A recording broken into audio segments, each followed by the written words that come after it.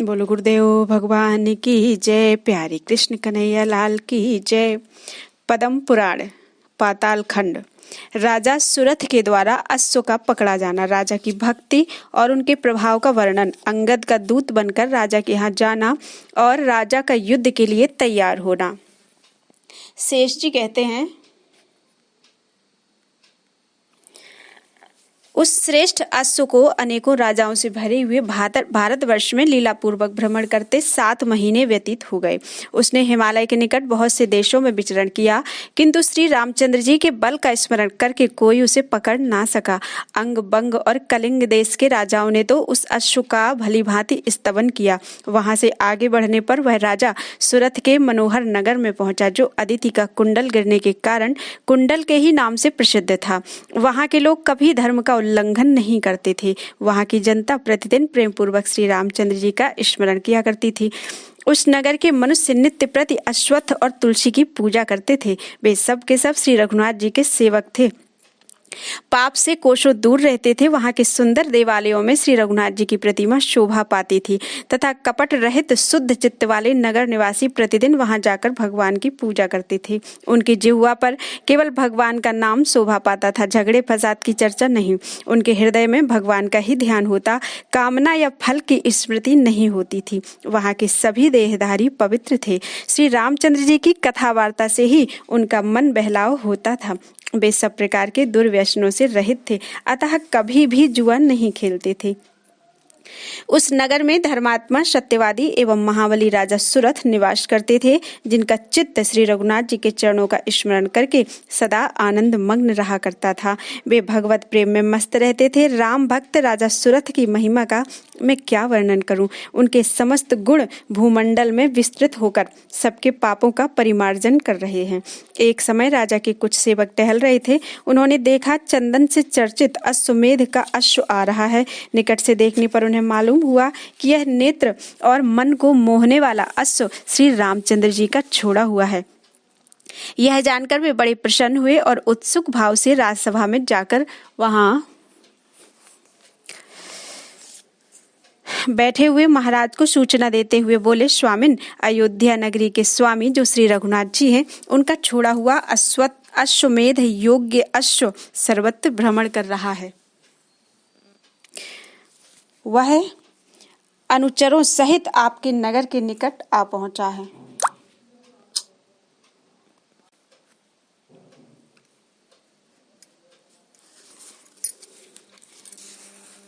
महाराज, वह अश्व अत्यंत मनोहर है, आप उसे पकड़ें। सुरथ बोले, हम सेवकों सहित धन्य हैं, क्योंकि हमें श्री रामचंद्र जी के मुख चंद्र का दर्शन होगा।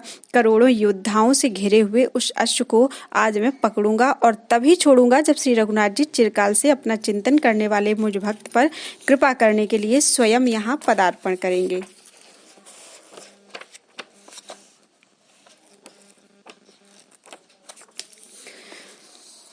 शेष जी कहते हैं, ऐसा कहकर राजा ने सेवकों सहित आज्ञा दी। सेवकों को आज्ञा दी, जाओ अश्व को बलपूर्वक पकड़ लाओ। सामने पड़ जाने पर उसे कदापि न छोड़ना। मुझे ऐसा विश्वास है कि इससे अपना महान लाभ होगा। ब्रह्मा और इंद्र के लिए भी जिनका दर्शन दुर्लभ है, उन्हीं श्री रामचरणों की झांकी हमारे लिए सुलभ होगी। वही स्वजन, पुत्र, बांधव, पशु और वाहन धन्य है, जिससे श्री रामचंद्र जी की प्राप्ति संभव हो। अतः जो स्वर्ण पत्र से शोभा पा रहा है, इच्छानुसार वेग से चलता है तथा देखने में अत्यंत मनोरम जान पड़ता है, उस यज्ञ संबंधी अश्व को पकड़कर घुड़साल में बांध दो। महाराज के ऐसा कहने पर सेवकों ने जाकर श्री रामचंद्र जी के सुंदर अश्व को पकड़ लिया और दरबार में लाकर उन्हें अर्पण किया। बादशाह जी, आप एकाग्रचित्त होकर सुने। राजा सुरथ के राज्य में कोई भी ऐसा मनुष्य नहीं था जो पराई स्त्री से अनुराग रखता हो। दूसरों के धन लेने वाले तथा काम लंपट पुरुष का वहां सर्वथा अभाव था। जिह्वा से श्री रघुनाथ जी का कीर्तन करने के सिवा दूसरी कोई अनुचित बात किसी के मुंह से नहीं निकलती थी। वहां सभी एक पत्नी व्रत का पालन करने वाले थे। दूसरों पर झूठा कलंक लगाने वाला और वेद विरुद्ध पथ पर चलने वाला उस राज्य में एक भी मनुष्य नहीं था। राजा के सभी सैनिक प्रतिदिन श्री रामचंद्र जी का स्मरण करते रहते थे। उनके देश में पापिष्ट नहीं थे, किसी के मन में भी पाप का विचार नहीं उठता था। भगवान का ध्यान करने से सबके समस्त पाप नष्ट हो गए थे, सभी आनंद मग्न रहते थे। उस देश के राजा जब इस प्रकार धर्मपरायण हो गए तो उनके राज्य में रहने वाले सभी मनुष्य मरने के बाद शांति प्राप्त करने लगे। सूरत के नगर में यमदूतों का प्रवेश नहीं होने पाता था। जब ऐसी अवस्था हो गई तो एक दिन यमराज मुनि का रूप धारण करके राजा के पास गए। उनके शरीर पर बलकर वस्त्र और मस्तक पर जटा शोभा पा रही थी। राजसभा में पहुंचकर वे भगवत भक्त महाराज सूरत से मिले। उनके मस्तक पर तुलसी और जिह्वा पर भगवान का उत्तम नाम था। वे अपने सैनिकों को धर्म कर्म की बात सुना रहे थे। राजा ने भी मुनि को देखा। वे तपस्या के साक्षात विग्रह से जान पड़ते थे। उन्होंने मुनि के चरणों में प्रणाम करके उन्हें अर्घ्य पाद्य आदि निवेदन किया। तत्पश्चात जब वे सुखपूर्वक आसन पर विराजमान होकर विश्राम कर चुके तब राजाओं में अग्रगण्य सूरत ने उनसे कहा, मुनिवर, आज मेरा जीवन धन्य है, आज मेरा घर धन्य हो गया। आप मुझे श्री रघुनाथ जी की उत्तम कथाएं सुनाइए, जिन्हें सुनने वाले मनुष्यों का पद पद पर पाप नाश होता है। राजा का ऐसा वचन सुनकर मुनि अपने दांत दिखाते हुए जोर जोर से हंसने और ताली पीटने लगे। राजा ने पूछा, मुने, आपके हंसने का क्या कारण है? कृपा करके बताइए, जिससे मन को सुख मिले। तब मुनि बोले, राजन, बुद्धि लगाकर मेरी बात सुनो। मैं तुम्हें अपने हंसने का उत्तम कारण बताता हूँ। तुमने अभी कहा है कि मेरे सामने भगवान की कीर्ति का वर्णन कीजिए, मगर मैं पूछता हूँ, भगवान हैं कौन? वे किसके हैं और उनकी कीर्ति क्या है? संसार के सभी मनुष्य अपने कर्मों के अधीन हैं। कर्म से ही स्वर्ग मिलता है, कर्म से ही नरक में जाना पड़ता है तथा कर्म से ही पुत्र पौत्र आदि सभी वस्तुओं की प्राप्ति होती है। इंद्र ने 100 यज्ञ करके स्वर्ग का उत्कृष्ट स्थान प्राप्त किया तथा ब्रह्मा जी को भी कर्म से ही सत्य नामक अद्भुत लोक उपलब्ध हुआ। कर्म से बहुतों को सिद्धि प्राप्त हुई। मरुत आदि कर्म से ही लोकेश्वर पद को प्राप्त हुए। इसलिए तुम भी यज्ञ कर्मों में लगो, देवताओं का पूजन करो। इससे संपूर्ण भूमंडल में तुम्हारी उज्जवल कीर्ति का विस्तार होगा। राजा सूरत का मन एकमात्र श्री रघुनाथ जी में लगा हुआ था। अतः मुनि के उपर्युक्त वचन सुनकर उनका हृदय क्रोध से क्षुब्ध हो उठा और वे कर्म विशारद ब्राह्मण देवता से इस प्रकार बोले, ब्राह्मण धाम, यहाँ नश्वर फल देने वाले कर्म की बात ना करो। तुम लोक में निंदा के पात्र हो, इसलिए मेरे नगर और प्रांत से बाहर चले जाओ। इंद्र और ब्रह्मा का दृष्टांत क्या दे रहे हो? इंद्र शीघ्र ही अपने पद से भ्रष्ट होंगे, किंतु श्री रामचंद्र जी की सेवा करने वाले मनुष्य कभी नीचे नहीं गिरेंगे। ध्रुव, प्रहलाद और विभीषण को देखो तथा अन्य राम भक्तों पर भी दृष्टिपात करो। वे कभी अपनी स्थिति से भ्रष्ट नहीं होते। जो दुष्ट श्री राम की निंदा करते हैं उन्हें यमराज के दूत कालपास से बांधकर लोहे के मुकदरों से पीटते हैं। तुम ब्राह्मण हो, इसलिए तुम्हें शारीरिक दंड नहीं दे सकता। मेरे सामने से जाओ, चले जाओ, नहीं तो तुम्हारी ताड़ना करूंगा। महाराज सूरत के ऐसा कहने पर उनके सेवक मुनि को हाथ से पकड़कर निकाल देने को उद्यत हुए। तभी यमराज ने अपना विश्व वंदित रूप धारण करके राजा से कहा, श्री राम भक्त, मैं तुम पर बहुत प्रसन्न हूँ। तुम्हारी जो इच्छा हो मांगो। सुव्रत, मैंने बहुत सी बातें बनाकर तुम्हें प्रलोभन में डालने का प्रयत्न किया, किंतु तुम श्री रामचंद्र जी की सेवा से विचलित नहीं हुए। क्यों ना हो, तुमने साधु पुरुषों का सेवन, महात्माओं का सत्संग किया है। यमराज को संतुष्ट देखकर राजा सूरत ने कहा, धर्मराज, यदि आप मुझ पर प्रसन्न हैं तो यह उत्तम वर प्रदान कीजिए। जब तक मुझे श्री राम ना मिले तब तक मेरी मृत्यु ना हो। राजन, तुम्हारा यह कार्य सिद्ध होगा। तब यमराज ने कहा,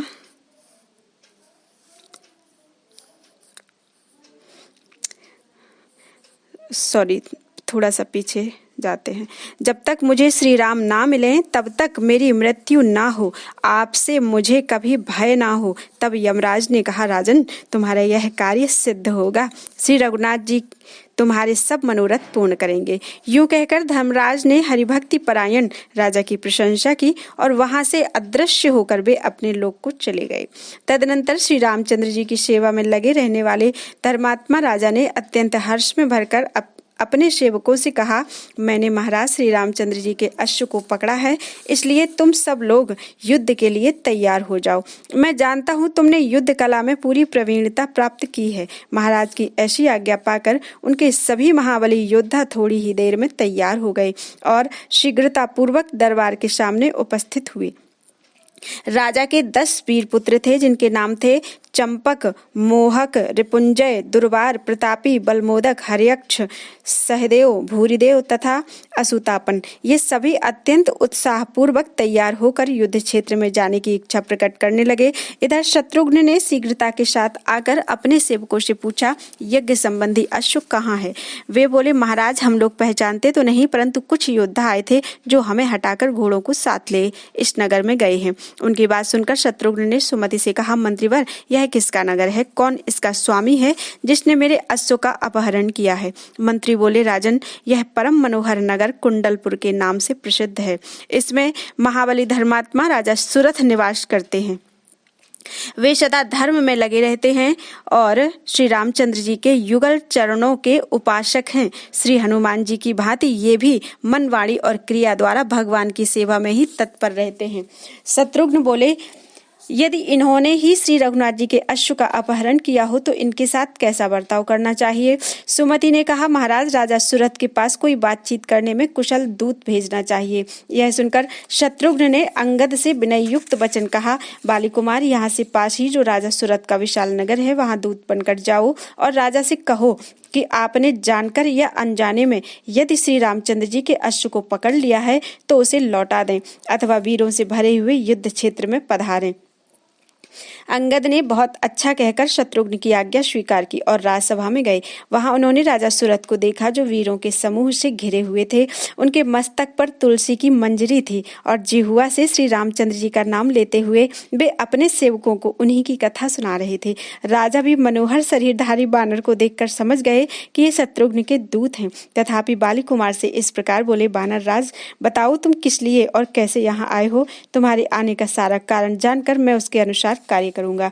यह सुनकर बानर राज अंगद मन ही मन बहुत विस्मित हुए और श्री रामचंद्र जी की उपासना में लगे रहने वाले उस नरेश से बोले, नृपश्रेष्ठ, मुझे बालीपुत्र अंगद समझो। श्री रघुनाथ जी ने मुझे दूत बनाकर आपके निकट भेजा है। इस समय आपके कुछ सेवकों ने आकर मेरे यज्ञ संबंधी घोड़े को पकड़ लिया है। अज्ञानवश उनके द्वारा सहसा यह बहुत बड़ा अन्याय हो गया है। अब तुम प्रसन्नता पूर्वक श्री शत्रुघ्न जी के पास चलो और उनके चरणों में पड़कर अपने राज्य और पुत्रों सहित वह अश्व शीघ्र ही समर्पित कर दो, अन्यथा श्री शत्रुघ्न के बाणों से घायल होकर पृथ्वी तल की शोभा बढ़ाते हुए सदा के लिए सो जाओगे। तुम्हें अपना मस्तक कटा देना होगा। अंगद के मुख से इस तरह की बातें सुनकर राजा सुरथ ने उत्तर दिया, कपिश्रेष्ठ, तुम सब कुछ ठीक ही कह रहे हो। तुम्हारा कहना मिथ्या नहीं है, परंतु मैं शत्रुघ्न आदि के भय से उस अश्व को नहीं छोड़ सकता।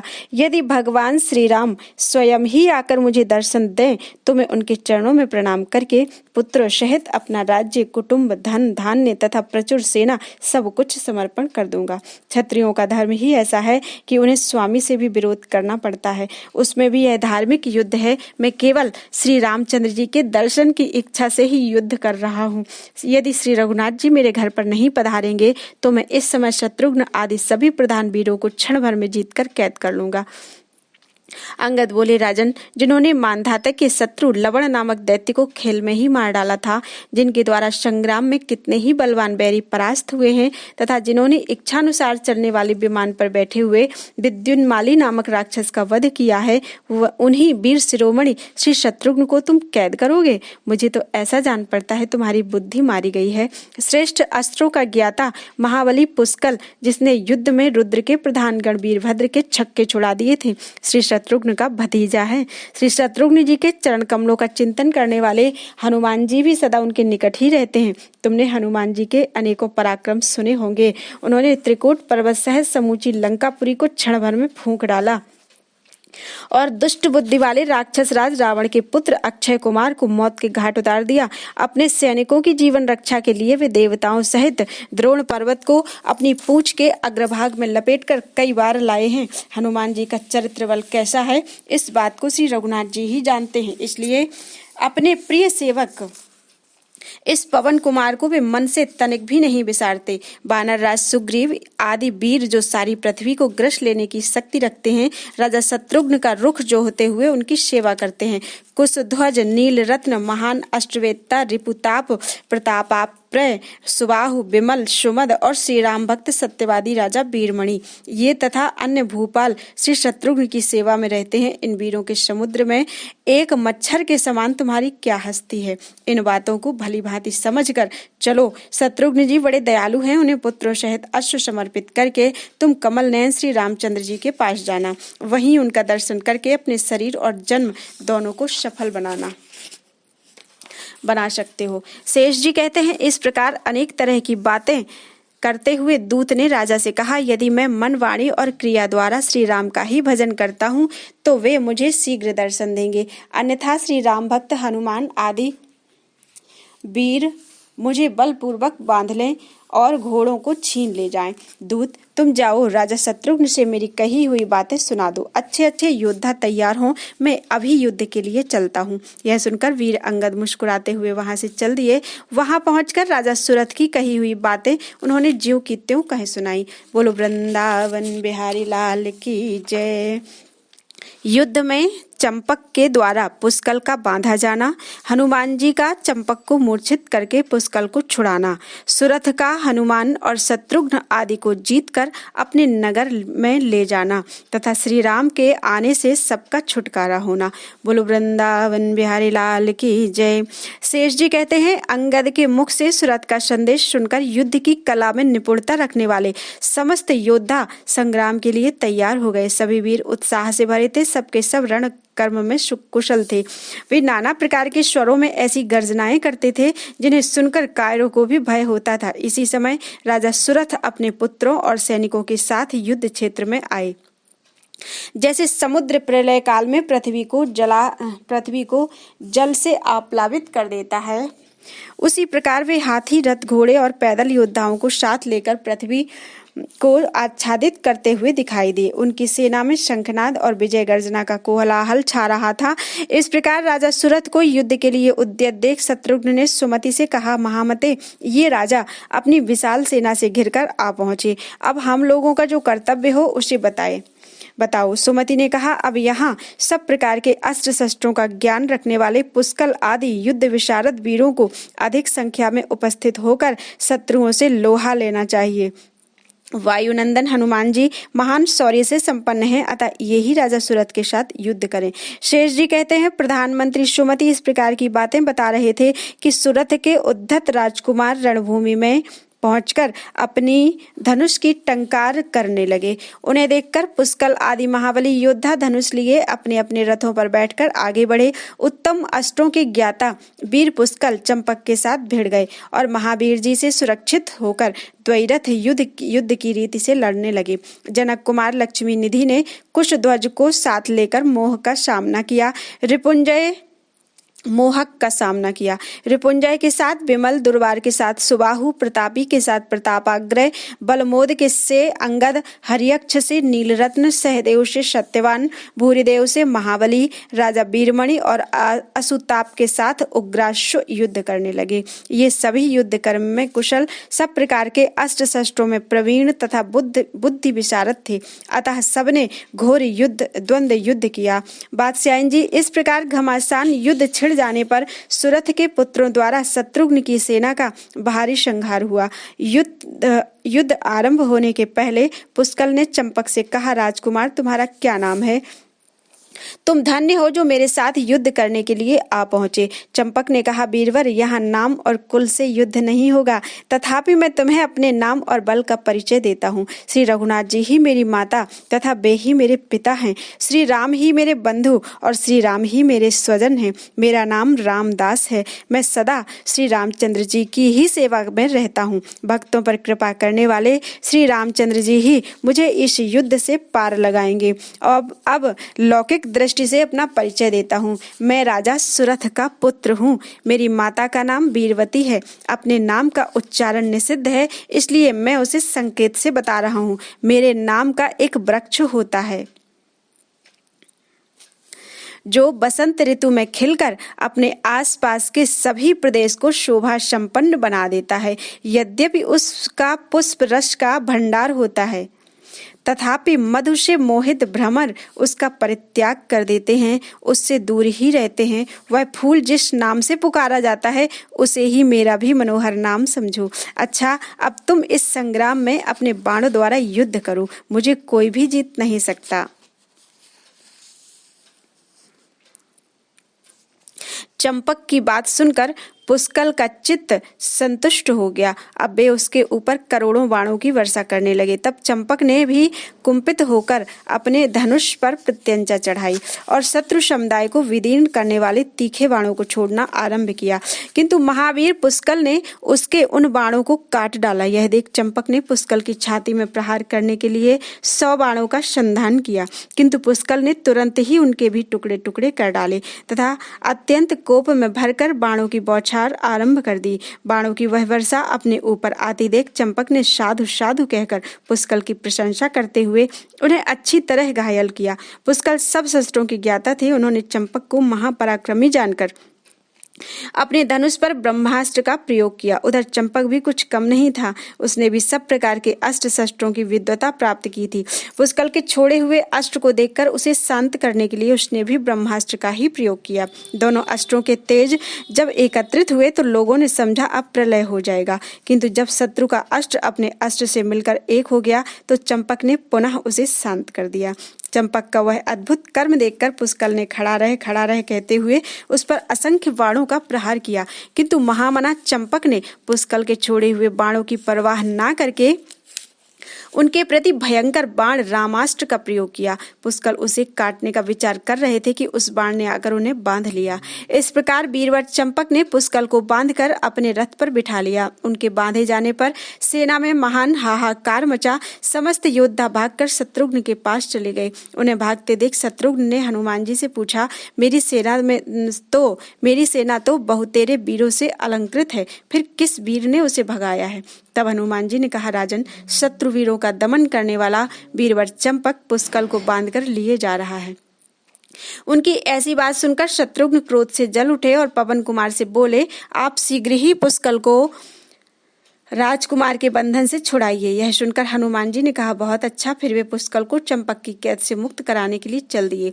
हनुमान जी को उन्हें छुड़ाने के लिए आते देख चंपक को बड़ा क्रोध हुआ और उसने उनके ऊपर सैकड़ों हजारों बाणों का प्रहार किया, परंतु उन्होंने शत्रु के छोड़े हुए समस्त सहायकों को चूर्ण कर डाला और एक साल हाथ में लेकर राजकुमार पर दे मारा। चंपक भी बड़ा बलवान था, उसने हनुमान जी के चलाए हुए साल को तिल तिल करके काट डाला। तब हनुमान जी ने उसके ऊपर बहुत सी शिलाएं फेंकी, परंतु उन सबको भी उसने क्षण भर में चूर्ण कर दिया। यह देख हनुमान जी के हृदय में बहुत क्रोध हुआ।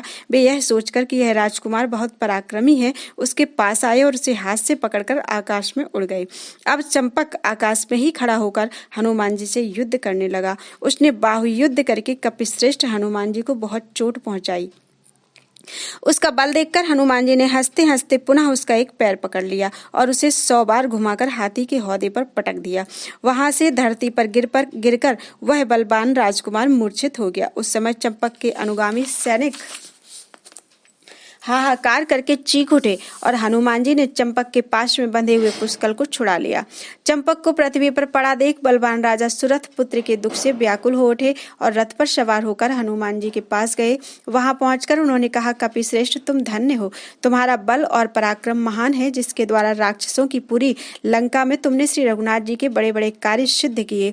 निसंदेह तुम श्री रामचंद्र जी के चरणों के सेवक और भक्त हो। तुम्हारी वीरता के लिए क्या कहना है। तुमने मेरे बलवान पुत्र चंपक को रणभूमि में गिरा दिया है। कपीश्वर, अब तुम सावधान हो जाओ। मैं इस समय तुम्हें बांधकर अपने नगर में ले जाऊंगा। मैंने बिल्कुल सत्य कहा है। हनुमान जी ने कहा, राजन, तुम श्री रघुनाथ जी के चरणों का चिंतन करने वाले हो और मैं भी उन्हीं का सेवक हूँ। यदि मुझे बांध लोगे तो मेरे प्रभु बलपूर्वक तुम्हारे हाथ से छुटकारा दिलाएंगे। वीर, तुम्हारे मन में जो बात है उसे पूर्ण करो, अपनी प्रतिज्ञा सत्य करो। वेद कहते हैं, जो श्री रामचंद्र जी का स्मरण करता है उसे कभी दुख नहीं होता। शेष जी कहते हैं, उनके ऐसा कहने पर राजा सुरथ ने पवन कुमार की बड़ी प्रशंसा की और शान पर चढ़ाकर तेज किए हुए भयंकर बाणों द्वारा उन्हें अच्छी तरह घायल किया। वे बाण बाण हनुमान जी के शरीर से रक्त निकाल रहे थे, तो भी उन्होंने उनकी परवाह ना की और राजा के धनुष को अपने दोनों हाथों से पकड़कर तोड़ डाला। हनुमान जी के द्वारा अपने धनुष को प्रत्यंचा सहित टूटा हुआ देखकर राजा ने दूसरा धनुष हाथ में लिया, किंतु पवन कुमार ने उसे भी छीनकर क्रोधपूर्वक तोड़ डाला। इस प्रकार उन्होंने राजा के 80 धनुष खंडित कर दिए तथा क्षण क्षण पर महान रोष में भरकर वे बारंबार गर्जना करते थे। तब राजा के क्रोध की सीमा न रही। उन्होंने भयंकर शक्ति हाथ में ली। उस शक्ति से आहत होकर हनुमान जी गिर पड़े। थोड़ी ही देर में उठ खड़े हो गए। फिर अत्यंत क्रोध में भरकर उन्होंने राजा का रथ पकड़ लिया और उसे लेकर बड़े बेग से आकाश में उड़ गए। ऊपर जाकर बहुत दूर से उन्होंने रथ को छोड़ दिया और वह रथ धरती पर गिरकर क्षण भर में चकनाचूर हो गया। राजा दूसरे रथ पर जा चढ़े और बेग से हनुमान जी का सामना करने के लिए आए, किंतु क्रोध में भरे हुए पवन कुमार ने तुरंत ही उस रथ को भी चौपट कर डाला। इस प्रकार उन्होंने राजा के 49 रथ नष्ट कर दिए। उनका यह पराक्रम देखकर राजा के सैनिकों तथा स्वयं राजा को भी बड़ा विस्मय हुआ। वे कुपित होकर बोले, वायुनंदन, तुम धन्य हो। कोई भी पराक्रमी ऐसा कर्म ना तो कर सकता है और ना ही करेगा। अब तुम एक क्षण के लिए ठहर जाओ, जब तक कि मैं अपने धनुष पर प्रत्यंचा चढ़ा रहा हूँ। तुम वायु देवता के सुपुत्र श्री रघुनाथ जी के चरण कमलों के चंचरीक हो, अतः मेरी बात मान लो। ऐसा कहकर रोष में भरे हुए राजा सुरथ ने अपने धनुष पर प्रत्यंचा चढ़ाई और भयंकर बाण में पाशुपत अस्त्र का संधान किया। लोगों ने देखा हनुमान जी पाशुपत अस्त्र से बंध गए, किंतु दूसरे ही क्षण उन्होंने मन ही मन भगवान श्री राम का स्मरण करके उस बंधन को तोड़ डाला और सहसा मुक्त होकर वे राजा से युद्ध करने लगे। सुरथ ने जब उन्हें बंधन से मुक्त देखा तो महाबलवान मानकर ब्रह्मास्त्र का प्रयोग किया, परंतु महावीर पवन कुमार उस अस्त्र को हंसते हंसते निगल गए। यह देख राजा ने श्री रघुनाथ जी का स्मरण किया। उनका स्मरण करके उन्होंने अपने धनुष पर रामास्त्र का प्रयोग किया और हनुमान जी से कहा, कपिश्रेष्ठ, अब तुम बंध गए। हनुमान जी बोले, राजन, क्या करूं? तुमने मेरे स्वामी के अस्त्र से ही मुझे बांधा है, किसी दूसरे प्राकृत अस्त्र से नहीं, अतः मैं उसका आदर करता हूँ। अब तुम मुझे अपने नगर में ले चलो। मेरे प्रभु दया के सागर हैं, वे स्वयं ही आकर मुझे छुड़ाएंगे। हनुमान जी के बांधे जाने पर पुष्कल कुपित हो गया। राजा के सामने आया और उन्हें आते देख राजा ने 8 बाणों से बींध डाला। यह देख बलवान पुष्कल ने राजा पर कई हजार बाणों का प्रहार किया। दोनों एक दूसरे पर मंत्र पाठ पूर्वक दिव्यास्त्रों का प्रयोग करते और दोनों ही शांत करने वाले अस्त्रों का प्रयोग करके एक दूसरे के चलाए हुए अस्त्रों का निवारण करते थे। इस प्रकार उन दोनों में बड़ा घमासान युद्ध हुआ, जो वीरों के रोंगटे खड़े कर देने वाला था। तब राजा को बड़ा क्रोध हुआ और उन्होंने एक नाराज का प्रयोग किया। पुष्कल उसको काटना ही चाहते थे कि वह नाराज उनकी छाती में आ लगा। वे महान तेजस्वी थे, तो भी उसका आघात ना सह सके, उन्हें मूर्छा आ गई। पुष्कल के गिर जाने पर शत्रुओं को ताप देने वाले शत्रुघ्न को बड़ा क्रोध हुआ। वे रथ पर बैठकर राजा सुरथ के पास गए और उनसे कहने लगे, राजन, तुमने यह बड़ा भारी पराक्रम कर दिखाया, जो पवन कुमार हनुमान जी को बांध लिया। अभी ठहरो, मेरे वीरों को रणभूमि में गिराकर तुम कहाँ जा रहे हो? अब मेरे सहायकों की मार सहन करो। शत्रुघ्न का यह वीरोचित भाषण सुनकर बलवान राजा सुरथ मन ही मन श्री रामचंद्र जी के मनोहर चरण कमलों का चिंतन करते हुए बोले, वीरवर, तुम्हारे पक्ष के प्रधान वीर हनुमान आदि को रण में गिरा दिया मैंने, अब तुम्हें भी सम्रांगण में सुलाऊंगा। श्री रघुनाथ जी का स्मरण करो, जो यहाँ आकर तुम्हारी रक्षा करेंगे, अन्यथा मेरे सामने युद्ध में आकर जीवन की रक्षा असंभव है। ऐसा कहकर राजा सुरथ ने शत्रुघ्न को हजारों बाणों से घायल किया। उन्हें बाण समूहों की बौछार करते देख शत्रुघ्न ने आग्नेयास्त्र का प्रयोग किया। वे शत्रु के बाणों को दग्ध करना चाहते थे। शत्रुघ्न के छोड़े हुए उस अस्त्र को राजा सुरथ ने वारुणास्त्र के द्वारा बुझा दिया और करोड़ों बाणों से उन्हें घायल किया। तब शत्रुघ्न ने अपने धनुष पर मोहन नामक महान अस्त्र का संधान किया। वह अद्भुत अस्त्र समस्त वीरों को मोहित करके उन्हें निद्रा में निमग्न कर देने वाला था। उसे देखकर राजा ने भगवान का स्मरण करते हुए कहा, मैं श्री रामचंद्र जी का स्मरण करके ही मोहित रहता हूँ, दूसरी कोई वस्तु मुझे मोहने वाली नहीं जान पड़ती। माया भी मुझसे भय खाती है। वीर राजा के ऐसा कहने पर भी शत्रुघ्न ने वह महान अस्त्र उनके ऊपर छोड़ ही दिया, किंतु राजा सुरथ के बाण से कटकर वह रणभूमि में गिर पड़ा। तदनंतर सुरथ ने अपने धनुष पर एक प्रज्वलित बाण चढ़ाया और शत्रुघ्न को लक्ष्य करके छोड़ दिया। शत्रुघ्न ने अपने पास पहुंचने से पहले उसे मार्ग में ही काट दिया। तो भी उसका फल वाला अग्रिम भाग उनकी छाती में धंस गया। उस बाण के आघात से मूर्छित होकर शत्रुघ्न रथ पर से गिर पड़े। फिर तो सारी सेना हाहाकार करती हुई भाग चली। संग्राम में राम भक्त सुरथ की विजय हुई। उनके 10 पुत्रों ने भी अपने साथ लड़ने वाले 10 वीरों को मूर्छित कर दिया था। वे रणभूमि में ही कहीं पड़े हुए थे। तदनंतर सुग्रीव ने जब देखा कि सारी सेना भाग गई और स्वामी भी मूर्छित होकर पड़े हैं, तो वे स्वयं ही राजा सुरथ से युद्ध करने के लिए गए और बोले, राजन, तुम हमारे पक्ष के सब लोगों को मूर्छित करके कहाँ चले जा रहे हो? आओ शीघ्र ही मेरे साथ युद्ध करो। यूं कहकर उन्होंने डालियों सहित एक विशाल वृक्ष उखाड़ लिया और उसे बलपूर्वक राजा के मस्तक पर दे मारा। उसकी चोट खाकर महाबली नरेश ने एक बार सुग्रीव की ओर देखा और फिर अपने धनुष पर तीखे बाणों का संधान करके अत्यंत बल का पौरुष का परिचय दिया। रोष में भरकर उनकी छाती में प्रहार किया, किंतु सुग्रीव ने हंसते हंसते उनके चलाए हुए सभी बाणों को नष्ट कर दिया। इसके बाद भी राजा सुरथ को अपने नखों से विदीर्ण करते हुए पर्वतों, शिखरों, वृक्षों तथा हाथियों को फेंक फेंक कर उन्हें चोट पहुंचाने लगे। तब सुरथ ने अपने भयंकर रामास्त्र से सुग्रीव को भी तुरंत ही बांध लिया। बंधन में पड़ जाने पर कपिराज सुग्रीव को यह विश्वास हो गया कि राजा सुरथ वास्तव में श्री रामचंद्र जी के सच्चे सेवक हैं। इस प्रकार महाराज सुरथ ने विजय प्राप्त की। वे शत्रु पक्ष के सभी प्रधान वीरों को रथ पर बिठाकर अपने नगर में ले गए। वहां जाकर वे राजसभा में बैठे और बंधे हुए हनुमान जी से बोले, पवन कुमार, अब तुम भक्तों की रक्षा करने वाले परम दयालु श्री रघुनाथ जी का स्मरण करो, जिससे संतुष्ट होकर वे तुम्हें तत्काल इस बंधन से मुक्त कर दें। उनका कथन सुनकर हनुमान जी ने अपने सहित समस्त वीरों को बंधा देख रघुकुल में अवतीर्ण कमल के समान नेत्रों वाले परम दयालु सीतापति श्री रामचंद्र जी का संपूर्ण इंद्रियों से स्मरण किया। वे मन ही मन कहने लगे, हा नाथ, हा पुरुषोत्तम, हा दयालु सीतापते, आप कहाँ हैं? मेरी दशा पर दृष्टिपात करें। प्रभु, आपका मुख स्वभाव से ही शोभा संपन्न है। उस पर भी सुंदर कुंडलों के कारण तो उसकी सुषमा और भी बढ़ जाती है। आप भक्तों की पीड़ा का नाश करने वाले हैं, मनोहर रूप धारण करते हैं। दयामय, मुझे इस बंधन से शीघ्र मुक्त कीजिए, देर न लगाइए। आपने गजराज आदि भक्तों को संकट से बचाया है।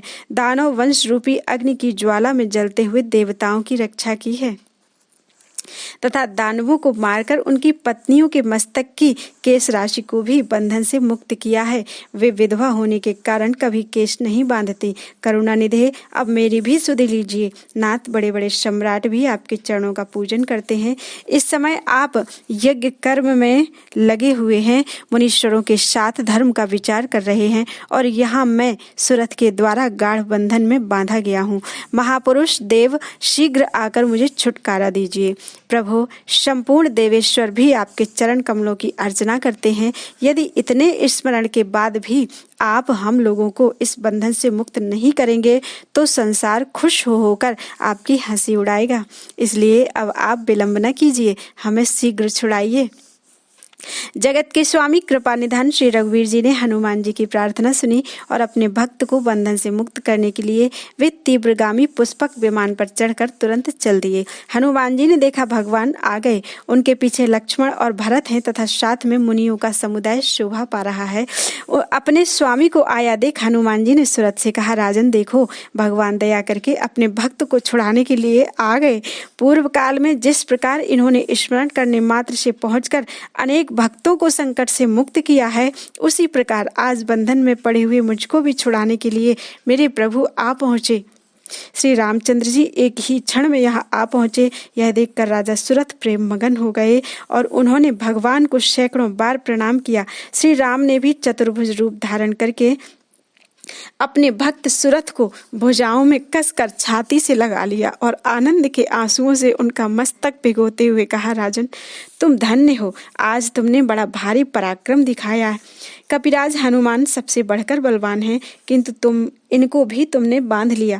यह कहकर श्री रघुनाथ जी ने वानर श्रेष्ठ हनुमान जी को बंधन से मुक्त किया तथा जितने योद्धा मूर्छित पड़े थे उन सब पर अपनी दया दृष्टि डालकर उन्हें जीवित कर दिया। असुरों का विनाश करने वाले श्री राम की दृष्टि पड़ते ही वे सब मूर्छा त्याग कर उठ खड़े हुए और मनोहर रूपधारी श्री रघुनाथ जी की झांकी करके उनके चरणों में पड़ गए।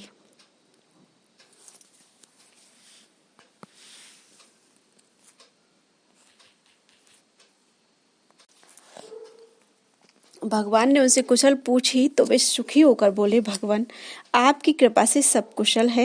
राजा सुरथ ने सेवक पर कृपा करने के लिए आए हुए श्री रामचंद्र जी का दर्शन करके उन्हें प्रसन्नता पूर्वक अपना सारा राज्य समर्पित कर दिया और कहा, रघुनंदन मैंने आपके साथ अन्याय किया है, उसे क्षमा कीजिए।